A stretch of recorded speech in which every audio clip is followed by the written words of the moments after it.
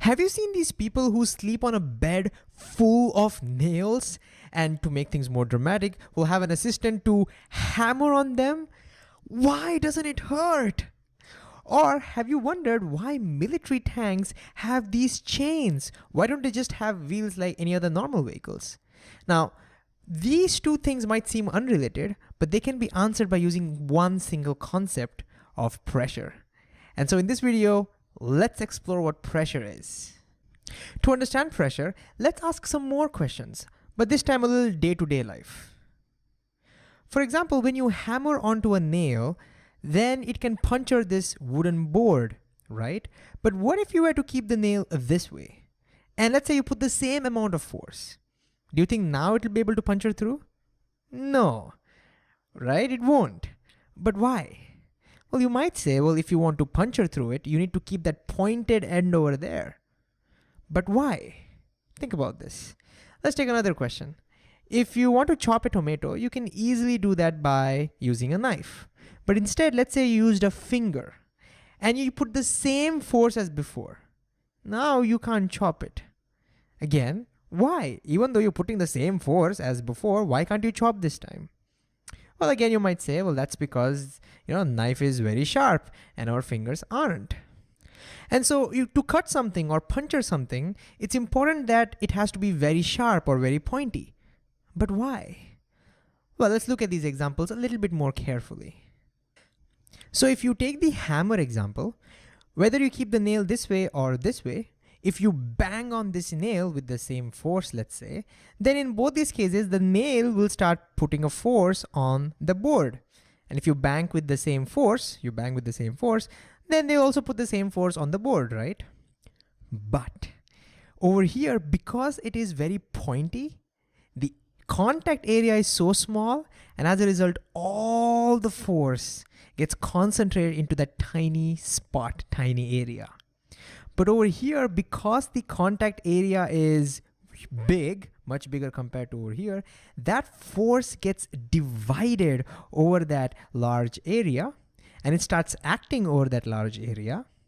And as a result, if you now compare the amount of force that appears on the same spot as before, look, that force has reduced significantly because it got divided. And that's why it's harder to puncture through over here. And the same thing will happen in the tomato case as well. When you use a knife and put a force, then all that force gets concentrated into a very tiny area because the knife is very sharp, very tiny area. But because your finger is not so sharp, the base area of your finger is so wide, so large compared to the knife, that entire force gets divided over a large area. And as a result, the amount of force that appears on the same slice of the tomato as before is significantly small. And so it seems that if you want to cut something or if you want to puncture something, then it's not just the force that matters, but that force has to be very concentrated. How concentrated that force is, that's what matters. And that's what we call pressure. Pressure can be thought of as how concentrated your force is. And how do we calculate it? Well, just like over here, we saw that we are basically calculating how much the force gets divided over the area. Mathematically also, pressure P is calculated as the force divided by the area. So in both these cases, when the objects are very sharp, the contact area is very small. And so the pressure that they experience is large. And that's why they're able to cut and puncture through. On the other hand, if the contact area is very large, even though you put the same force, notice the pressure becomes very small. So in these cases, the pressure was very small, and that's why it was not able to cut through. So to cut something or to puncture something, you need to have high pressure, not just the force, but high pressure. The force has to be very concentrated.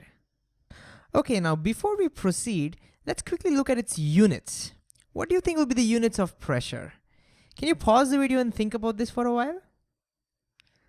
All right. Well, force has units of newtons.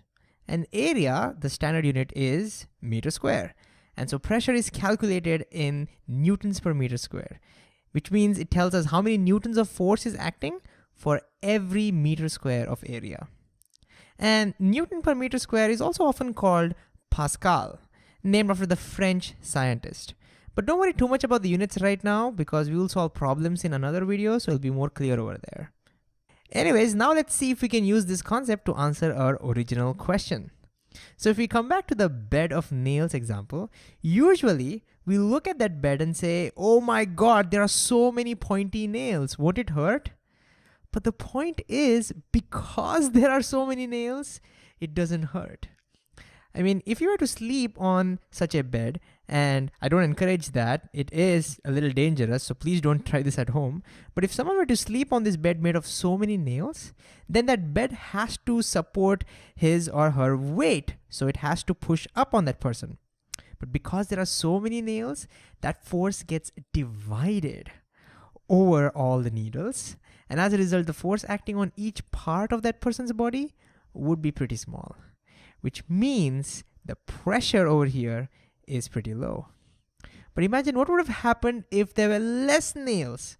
Now, one might think less nails means better, right? Less pointy surfaces, but it's actually worse, because if there are less nails, then the amount of force is the same, but now that force gets concentrated over these fewer nails, and as a result, the pressure becomes much higher, and that could really hurt.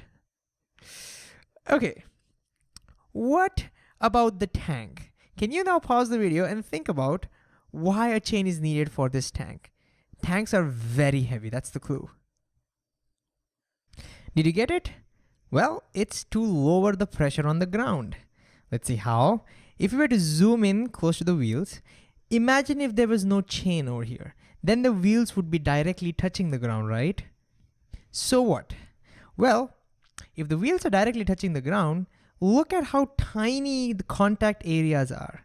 And so all the weight of that tank, that huge force, will now be concentrated in these tiny spots, just like a needle.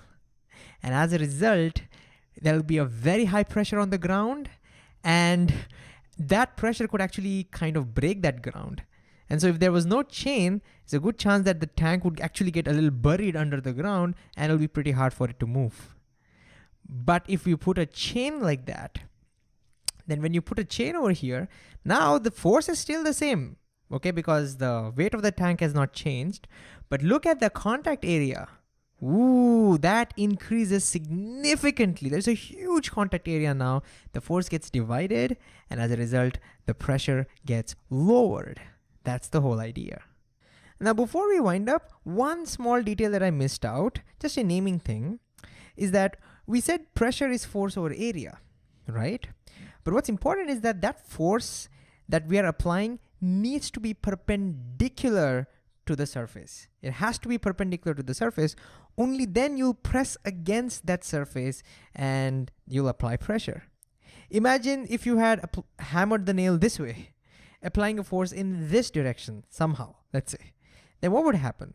It will not apply any pressure, right? The nail will just slide on its surface. Now, regardless of how concentrated that force is, it'll apply absolutely no pressure, isn't it? And so pressure only makes sense when you're applying force perpendicular to that area, perpendicular to that surface, okay? And your textbooks give a name to this perpendicular force. I don't know why, but whenever the force is perpendicular to the surface, your textbooks give a name to it, and it's often called thrust. And so you might see sometimes in your textbook written pressure as thrust over area. But don't worry too much about that. Thrust is nothing but the force which is perpendicular to the surface. And that's pretty much it. So what did we learn in this video? We saw whether your force can cut something or puncture something depends upon how concentrated it is. And that's what we call pressure. And because pressure is all about calculating how much the force gets divided over a given area, we calculate it that way. We calculate it as force divided by the area. And a small detail is that when you're applying pressure, your force must always be perpendicular to that surface. Just to distinguish that from any other force, just to tell that that force needs to be perpendicular, some textbooks will call that perpendicular force as thrust. And from this, we could work out its units as well. And now you finally know why sleeping on your favorite pillow is so comfortable, but it is so uncomfortable to sleep on a hard brick.